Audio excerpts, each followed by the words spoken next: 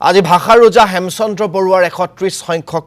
মৃত্যুতিথি। হেমকোষ অভিযানৰ জৰিয়তে অসমীয়া ভাষাৰ প্ৰাণ সঞ্চাৰ কৰা ভাষাৰ ৰজাগৰাকীক ৰাজ্যজুৰি স্মৰণ।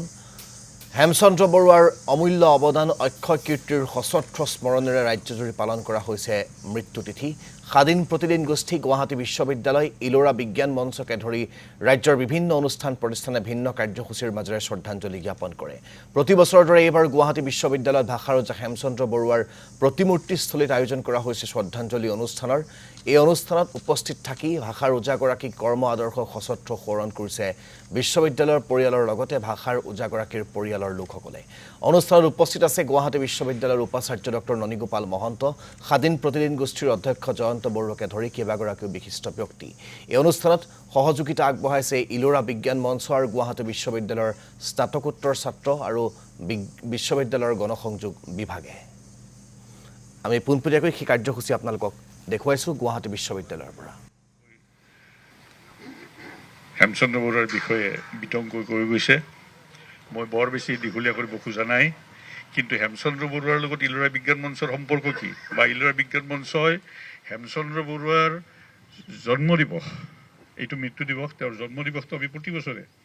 কুসংস্কাৰ বিৰোধী দিৱস হিচাপে পালন কৰি আহিছোঁ। ইয়াৰ কাৰণটো কি? হেমচন্দ্ৰ বৰুৱাই অসমীয়া ভাষা সাহিত্য সুৰক্ষাৰ স্বাৰ্থত জীৱন পাঠ কৰিছিল, এই বিষয়ে কাৰো সন্দেহ নাই। হেমচন্দ্ৰ বৰুৱা অবিহনে অসমীয়া ভাষা হয়তো আমি সেই অৱস্থাত নাপালোহেঁতেন। মই সেই বিষয়ে যিহেতু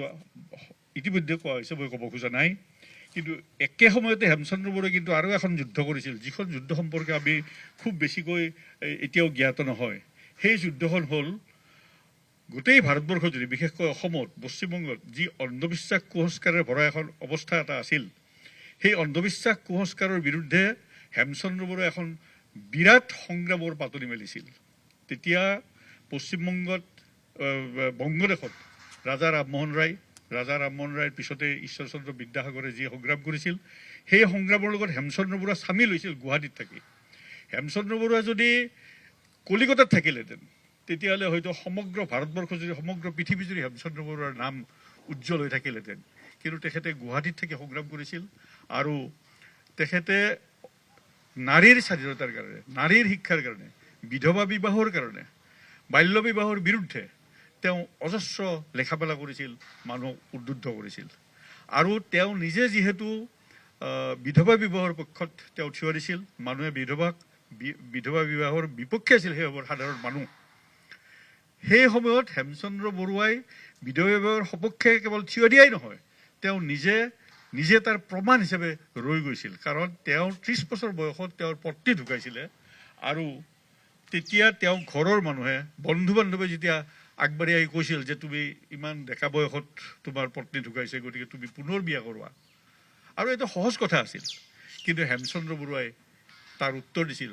যে আপোনালোকে মোক বিয়া পাতিবলৈ গৈছে, ঠিকে আছে, আপোনালোকক ধন্যবাদ জনাইছোঁ, কিন্তু মোৰ মৃত্যু যদি হ'লহেঁতেন, পত্নী যদি জীয়াই থাকিলেহেঁতেন, আপোনালোকে আগবাঢ়ি আহি মোৰ পত্নীক ক'লেহেঁতেন যে তোমাক আমি বিয়া দিব খুজিছোঁ, বিয়া পাতিব লাগে তুমি। আপোনালোকে সেই কথা কেতিয়াও নকয়, সমাজে নকয়, গতিকে মই বিয়া কৰাৰ প্ৰশ্ন উঠে। এনেকুৱা ধৰণৰ অৱস্থান হেমচন্দ্ৰ বৰুৱাই গ্ৰহণ কৰিছিল। ঠিক তেনেকৈ বাল্য বিবাহৰ ক্ষেত্ৰত, অন্যান্য স্ত্ৰী স্বাধীনতা সম্পৰ্কত, আৰু তাতকৈ ডাঙৰ কথা, আজিৰ সমাজত যিটো ঘটি আছে এতিয়া আমি যিফালেই চাওঁ সেইফালে এই যে অনবৰত ভেহিকুলাৰ এক্সিডেণ্ট হৈ আছে, মদ খায়, ড্ৰাগছ খায়, ল'ৰা ছোৱালী ধ্বংসৰ ফালে গৈ আছে আজিৰ তাৰিখত, তেতিয়াই কানিৰ বৰ বৃহৎ অসমীয়া সমাজখন ধ্বংসপ্ৰাপ্ত হ'ব লাগিছিল, আৰু তাৰ বিৰুদ্ধে হেমচন্দ্ৰ বৰুৱাই কিন্তু সংগ্ৰাম কৰিছিল। তেওঁৰ কানিয়াৰ কীৰ্তন এনেকুৱা এখন নাটক, যি নাটকৰ জৰিয়তে অসমীয়া মানুহক তেওঁ বুজাব বিচাৰিছিল যে কানিৰ বৰ বিহৰ পৰা তোমালোক মুক্ত হোৱা, নহ'লে অসমীয়া জাতি বাচি নাথাকিব। ঠিক তেনেকৈ হেমচন্দ্ৰ বৰুৱাই যি বাহিৰে ৰং চং ভিতৰে কোৱা বাতৰি, যিখন উপন্যাস ধৰ্মী কিতাপ লিখিছিল, তাৰ জৰিয়তে কিন্তু হেমচন্দ্ৰই গোটেই অসমতে কুসংস্কাৰ অন্ধবিশ্বাসৰ বিৰুদ্ধে মানুহক সজাগ কৰিছিল। আৰু ডক্টৰ মহন্তই কোৱাৰ নিচিনাকৈ তাত তেওঁ ৰগৰ কৰি বিভিন্ন ধৰণৰ ব্যংগৰ ভাষাৰে সেই সময়ৰ যিবিলাক কুসংস্কাৰত বিশ্বাস কৰা মানুহ, অবৈজ্ঞানিক ধ্যান ধাৰণাৰ যিবিলাক কাম কাজ, তাৰ বিৰুদ্ধে তেওঁ কিন্তু বিভিন্ন কথা লিখিছিল। মই ভাবোঁ যে আজিৰ চৰকাৰেও এটা ব্যৱস্থা লোৱা উচিত। ইউনিভাৰ্চিটিৰ উপাচাৰ্য আছে, তেখেতকো মই অনুৰোধ কৰিছোঁ যে বাহিৰে ৰং চং ভিতৰে কোৱা কানিয়াৰ কীৰ্তন অসমৰ ছাত্ৰ ছাত্ৰী সমাজক পঢ়োৱাৰ কাৰণে কিবা এটা উপায় উলিওৱা উচিত গতিকে মই আৰু বেছি কথা ক'ব খোজা নাই আমি ইলোৰা বিজ্ঞান মঞ্চই সেইকাৰণে যিহেতু আমি বিজ্ঞান মনস্কতাৰ পক্ষে সংগ্ৰাম কৰি আছোঁ অসমত ডাইনী হত্যা বাবা সন্যাসী ইত্যাদি বিভিন্ন ধৰণৰ অবৈজ্ঞানিক কাম কাজৰ বিৰুদ্ধে আমি মানুহ সজাগ কৰাৰ চেষ্টা কৰি আছোঁ সেইকাৰণে আমি আমাৰ হেমচন্দ্ৰ বৰুৱাদেৱক সন্মুখত ৰাখি এই সংগ্ৰামৰ আগুৱাই লৈ যাব খুজিছোঁ আৰু সদায় ভৱিষ্যতে আমি কৰি যাম ধন্যবাদ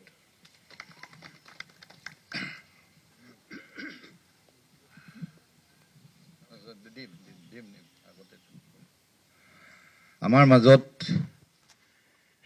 ওজা হেমচন্দ্ৰ বৰুৱাৰ আজু নাতি তথা স্বাধীন প্ৰতিদিন গোষ্ঠীৰ পৰৱৰ্তী পিঢ়িৰ সদস্য জয়ন্ত বৰুৱাৰ পিছত তেওঁৰ পুত্ৰ আৰু কন্যা ইয়াত উপস্থিত আছে আৰু কন্যা নিজে মাছ কম জাৰ্নেলিজিমৰ এগৰাকী ছাত্ৰী লণ্ডনত তেওঁ জাৰ্নেলিজিম কমপ্লিট কৰি আহি সম্প্ৰতি প্ৰতিদিন টাইমৰ পৰিচালন সঞ্চালক হিচাপে কাৰ্যনিৰ্বাহ কৰি আছে লগতে লেখা মেলাও এটা সময়ত তেওঁ প্ৰতিদিনৰ ডেস্কত কাম আৰম্ভ কৰিছিল শিকিছিল পেজ বনাইছিল আজি সেই সন্দৰ্ভত মই বেছি ক'বলৈ নাযাওঁ তেওঁৰ দায়িত্বত এটা সময়ত সম্ভাৰখনো আছিল এটা সময়ত তেওঁ প্ৰতিদিনত বাণিজ্য পৃষ্ঠাটো শিক্ষা পৃষ্ঠাটো এইকেইটাৰ সংযোজন ঘটাইছিল তেওঁ পিতৃৰ আজু ককা সকলোকে অনুসৰণ কৰি সমাজৰ কল্যাণৰ বাবে সাংবাদিকতাক মাধ্যম হিচাপে বাছি লোৱাৰ প্ৰয়াস কৰিলে তাৰ বাবে ধন্যবাদ জনাই তেখেতক দুআষাৰ ক'বৰ বাবে অনুৰোধ জনাইছোঁ হয় নমস্কাৰ আজি ভাষাৰ ওজা হেমচন্দ্ৰ বৰুৱাদেৱৰ মৃত্যু তিথি আৰু সেই মৰ্মে মই তেখেতক শ্ৰদ্ধাৰে সোঁৱৰিছোঁ আৰু গুৱাহাটী বিশ্ববিদ্যালয়ৰ উপাচাৰ্যকে প্ৰমুখ কৰি ছাত্ৰ ছাত্ৰী ইলোৰা বিজ্ঞান মঞ্চৰ কৰ্মকৰ্তাসকলক আৰু চন্দন গোস্বামী ছাৰক অশেষ ধন্যবাদ জ্ঞাপন কৰিছোঁ যে আজিৰ এই দিনটো ইমান সুকলমে আৰু ইমান ধুনীয়াকৈ উদযাপন কৰাৰ বাবে আমাৰ কাৰণে সঁচাকৈ তেওঁ বহুতখিনি বাট পথ দেখাই থৈ গৈছে তেওঁ আমাৰ ভাষাটো চহকী কৰি গৈছে আমি নহ'লে আজি চাগে বেংগলী ভাষাত কথা পাতি থাকিলোঁ হয় তেওঁ এখন আন্দোলন কৰি থৈ গৈছে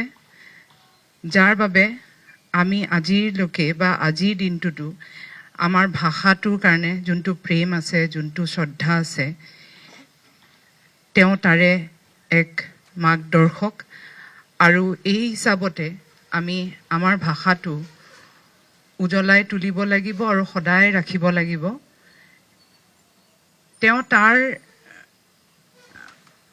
তেওঁ বিভিন্ন দিশতে কাম কৰি গৈছে খালি ভাষা বুলিয়ে নহয় তেওঁ গোটেই সমাজখনৰ কাৰণে আমি যেতিয়া আজি নাৰীৰ বিভিন্ন ধৰণৰ ৰাইটছৰ কথা পাতোঁ বিধৱা পুনৰ বিবাহৰ কথা পাতোঁ তেওঁ তেতিয়াতে ইমান মডাৰ্ণ থিংকিং মই সদায় ভাবোঁ যে ককাই ইমান আগতে ইমানখিনি কথা ভাবি থৈ গৈছে আৰু কৈ থৈ গৈছে যে আমাৰ যদি আজিৰ দিনটোতো সেইখিনি একচুৱেলি প্ৰাসংগিক হৈ আছে আৰু চাগে হৈ থাকিব আৰু কিমান চেঞ্চুৰীলৈকে সেই কথাকে মই ভাবি বা আমি স্মৰণ কৰিছোঁ আজি তেখেতক আৰু তেওঁ আশীৰ্বাদ লৈছোঁ আজি যাতে আমি এই ভাষাটো সদায় আমি জিলিকাই ৰাখিব পাৰোঁ অসমীয়া ভাষাটো আমাৰ নেক্সট প্ৰজন্মই যাতে ধুনীয়াকৈ ক'ব পাৰে বুজিব পাৰে লিখিব পাৰে আৰু যেনেকৈ ইংৰাজী ভাষাটো সকলোৱে লৈছে সেইটো বেয়া কথা নহয় ইংৰাজী ভাষাত তেওঁলোকে বিভিন্ন দেশত যাব লগা হয় কৰ্মক্ষেত্ৰৰ কাৰণে কিন্তু আমাৰ অসমীয়া আৰু অসমবাসীৰ কাৰণে অসমীয়া ভাষাটো যে কিমান মহত্ব আছে সেই কথা যাতে আমি প্ৰত্যেকজন অভিভাৱকে সেইটো ৰাখে, নিজৰ ল'ৰা ছোৱালীৰ মাজত জীয়াই ৰাখে, সেই মই আহ্বান জনাইছোঁ আৰু শ্ৰদ্ধাৰে সোঁৱৰিছোঁ তেওঁক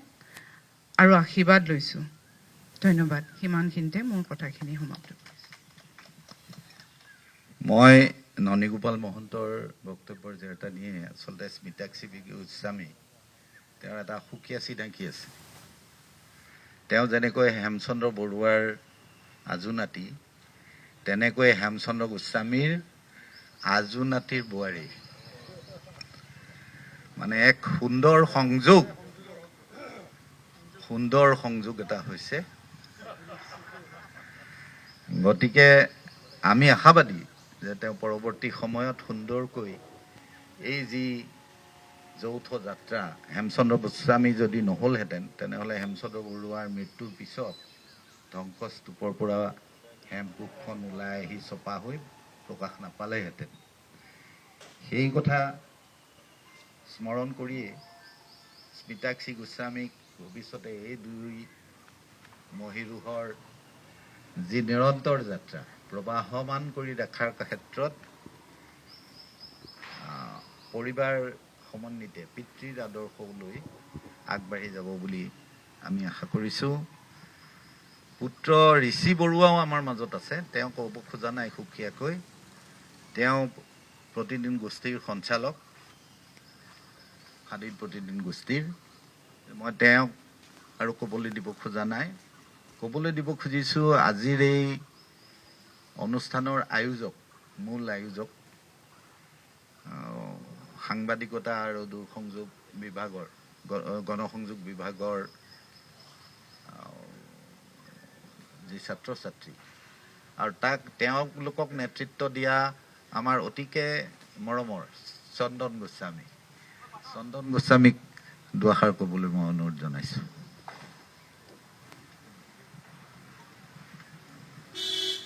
মাননীয় উপাচাৰ্য মহোদয়, আমাৰ স্বাধীন প্ৰতিদিন গোষ্ঠীৰ বিষয়ববীয়াৰ লগতে পণ্ডিত ভাষাৰজা হেমচন্দ্ৰ বৰুৱাদেৱৰ পৰিয়ালবৰ্গ, ইলোৰা বিজ্ঞান মঞ্চৰ বিভিন্ন বিষয়ববীয়া কাৰ্যকৰ্তাসকল, মোৰ মৰমৰ ছাত্ৰ ছাত্ৰীসকল, আজি আমি ভাষাৰজা হেমচন্দ্ৰ বৰুৱাদেৱৰ বিষয়ে যিখিনি কথা সাধাৰণতে পাতি আহিছোঁ এইখিনি প্ৰায়েই আমি সকলোৱে জনা কথাই। কিন্তু হেমচন্দ্ৰ বৰুৱাদেৱৰ আচলতে আমি এতিয়াও গৱেষণা কৰিবলগীয়া বহুত কথাই আছে। কাৰণ তেখেতৰ কেৱল একোখন কিতাপ ৰচনা কৰা বা তেখেতে এটা পদক্ষেপ লোৱাটোৱেই নহয়, সেই একোখন কিতাপ ৰচনা কৰাৰ ক্ষেত্ৰত আৰু বিশেষকৈ হেমকোষ প্ৰণয়নৰ ক্ষেত্ৰত যিটো নেকি আচলতে অসাধ্য সাধন তেওঁ কৰিছিলে, সেইটো মই ভাবোঁ যে আমাৰ এটা ভাল গৱেষণাৰ বিষয় হ'ব পাৰে। কাৰণ মই নিজে এগৰাকী ভাষাতত্বৰ ছাত্ৰ আছিলোঁ আৰু মোৰ বিষয় স্পেচিয়েলাইজেশ্যন আছিলেই মোৰ ট্ৰান্সলেশ্যন আৰু লেক্সিকোগ্ৰাফীৰ। গতিকে মই অভিধান প্ৰণয়নৰ যি মৰ্মবেদনা, যি কৃষ্য সাধনা, সেই বিষয়ে মোৰ যিখিনি ধাৰণা আছে, সেই ধাৰণাৰ ভিত্তিত মই ক'ব পাৰোঁ যে তেখেতে কমেও 15গৰাকীমান ব্যক্তিৰ 15 বছৰমানৰ অৰ্থাৎ প্ৰায় 225 বছৰমানৰ মানে কাম তেখেতে অকলেই কেইবছৰমানৰ ভিতৰত কৰি উলিয়াইছিল, এইটো আচলতে খুব মানে গৱেষণাৰ বিষয় হ'ব পাৰে। কাৰণ এতিয়াও আপোনালোকে যদি চাই আমাৰ বিভিন্ন ধৰণৰ যিখিনি অভিধান আছে, সেই অভিধানবিলাকৰ মূল হিচাপে আমি হেমকোষখন লওঁ, তাৰ পিছতে আমি চন্দ্ৰকান্ত অভিধান লওঁ, তাৰ পিছতো আমাৰ একোখন অভিধানৰ কাৰণে 15 বছৰ 20 বছৰ লাগি যায়, প্ৰায় 10-12জনীয়া এটা দলৰ। কিন্তু সেই সময়ত তেখেতে অকলেই ইংৰাজী, অসমীয়া, সংস্কৃত, হিন্দী এই 4টা ভাষা আৰু লগত বঙালী, এই 5টা ভাষাৰে তেখেতে মানে আয়ত্ত কৰি এই 5টা ভাষাৰ সংমিশ্ৰণত কেনেকৈ এখন অভিধান লিখি উলিয়াইছিল, এইটো এটা আটাইতকৈ বিস্ময়কৰ কথা। আৰু সেই অভিধানখনত কেৱল যে শব্দ আৰু অৰ্থ আছে তেনেকুৱাই নহয়, এই অভিধানখনত তেখেতে ইংৰাজীৰ অৰ্থ দিছে আৰু তাৰ লগতে তেখেতে গ্ৰামাৰ তাতে দিছে, যিটো নেকি সেইখিনি সময়ত গ্ৰামাৰ নাছিলেই। তেখেতেই নিজে গ্ৰামাৰখন আমাৰ প্ৰণয়ন কৰিছিল আৰু তাৰপিছত তেখেতে সেই গ্ৰামাৰ তাতে সুমুৱাই দিছিল তেখেতে সেই শব্দবিলাকৰ বিভিন্ন ধৰণৰ অৰ্থ তাৰ লগতে বিভিন্ন ধৰণৰ আনুষংগিক শব্দবিলাকো দিছিল গতিকে এইটো এটা আচলতে গৱেষণাৰ বিষয় হ'ব পাৰে আৰু এই কামটো যদি তেখেতে নকৰা হ'লে এই কামটো তেখেতে যদি নকৰিলে হয় হয়তো আমি স্মিতাক্ষীয়ে কোৱাৰ নিচিনা আমি আজি হয়তো বঙলোৱা ঠাচতেই থাকি গ'লোহেঁতেন কিন্তু তেখেতে অকল এখন অভিধানৰ কামেই কৰা নাছিল তেখেতে আৰু দুখন অভিধানৰ কাম কৰিছিল পৰাশলীয়া অভিধান তাৰ লগতে আৰু এখন সংক্ষিপ্ত হেমকোষৰ অভিধান অৰ্থাৎ তেখেতে গম পাইছিল যে আমাৰ ছাত্ৰ ছাত্ৰীসকলৰ কাৰণে ইমান ডাঙৰ এখন অভিধান হয়তো কেতিয়াও পঢ়াৰ সম্ভাৱনা মানে খুব কম সময়তে পঢ়াৰ কাৰণে হয়তো সম্ভৱ নহ'ব গতিকে তেখেতে আকৌ দুখন অভিধান তেখেতে প্ৰণয়ন কৰিছিল গতিকে মই ভাবোঁ যে অকল অভিধান প্ৰণেতা হিচাপেই হেমচন্দ্ৰ বৰুৱাক আমি এটা গৱেষণাৰ বিষয় হিচাপে ল'ব পাৰোঁ তাৰ উপৰি তেখেতে আচলতে আমি যদিও আলোচনা কৰোঁ বিভিন্ন ধৰণৰ কিন্তু এটা কথা দেখা গৈছে যে তেখেতে ব্ৰিটিছৰ অধীনত যেতিয়া চাকৰি কৰিছিল বিভিন্ন পদবীত চাকৰি কৰিছিল কিন্তু এটা সময়ত তেখেতক মেজিষ্ট্ৰেট হিচাপে জুডিচিয়েল মেজিষ্ট্ৰেট হিচাপে চাকৰি যাচি দিয়া হৈছিল কিন্তু তেখেতে সেই চাকৰি নকৰি তেখেতে এই অফিচত অধীক্ষক হিচাপে চাকৰি কৰিলে তাৰ এটা কাৰণ আছিল যে তেখেত হয়তো জুডিচিয়েল মেজিষ্ট্ৰেট হিচাপে থকা হ'লে বিভিন্ন ঠাইত গৈ থাকিব লগা হ'লহেঁতেন ট্ৰেন্সফাৰ হ'লহেঁতেন আৰু সেই মানে পৰিস্থিতিত তেখেতে হয়তো তেখেতৰ যি সৃষ্টিৰাজি সেইখিনি হয়তো তেখেতে সম্পূৰ্ণ কৰিব নোৱাৰিলেহেঁতেন গতিকে সেইফালৰ পৰাও তেখেত এগৰাকী মহান ত্যাগী তেখেতৰ ব্যক্তিগত যি ত্যাগ সেই ত্যাগৰ ফলত তেখেতে আমাৰ অসমীয়া সমাজৰ কাৰণে অসমীয়া সাহিত্যৰ কাৰণে যি বৰঙণি আগবঢ়াই থৈ গৈছে আমি আজি এই দিনটোত তেখেতৰ মৃত্যু দিৱসত আমি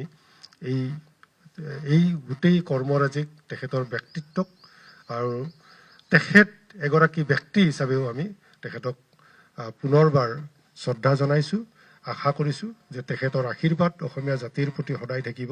আৰু তেখেতে বিচৰা ধৰণেই অসমীয়াৰ নাম সদায় উজ্বলি থাকিব আৰু সেই আশা ৰাখিয়ে মই সকলোলৈকে ধন্যবাদ জনাই সামৰিছোঁ আমি এয়া আপোনালোকক পোনপটীয়াকৈ দেখুৱালোঁ গুৱাহাটী বিশ্ববিদ্যালয়ৰ পৰা ভাষা ৰজা হেমচন্দ্ৰ বৰুৱাৰ আজি যি মৃত্যুতিথি সেই মৃত্যুতিথিৰ যি কাৰ্যসূচী সেই কাৰ্যসূচীৰ কিয়দাংশ এইদৰেই আজি ৩১ সংখ্যক মৃত্যুতিথিত ভাষা ৰজাগৰাকীক স্মৰণ কৰিছে গুৱাহাটী বিশ্ববিদ্যালয়ৰ